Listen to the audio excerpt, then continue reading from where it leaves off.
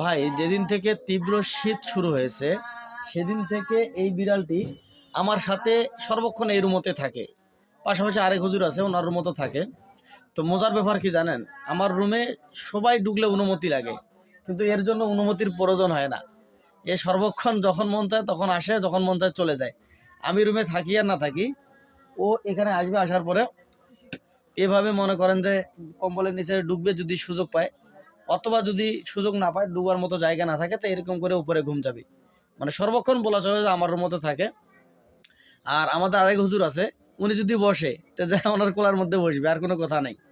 তো ভাই যেটা বলতে চাচ্ছি, শীত সবার জন্য সমান ভাই।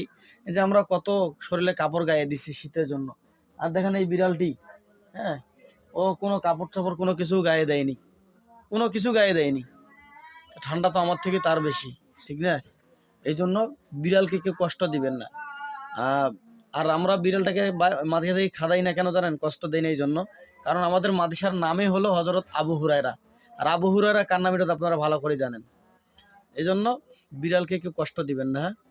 আর ঠান্ডা তো এই জন্য ও বেশিরভাগটা রুমেতে থাকে, বাইরে যাওয়া যাই করে না। তো ভিডিওটা কেমন লাগলো অবশ্যই কোনো কিছু জানাবেন।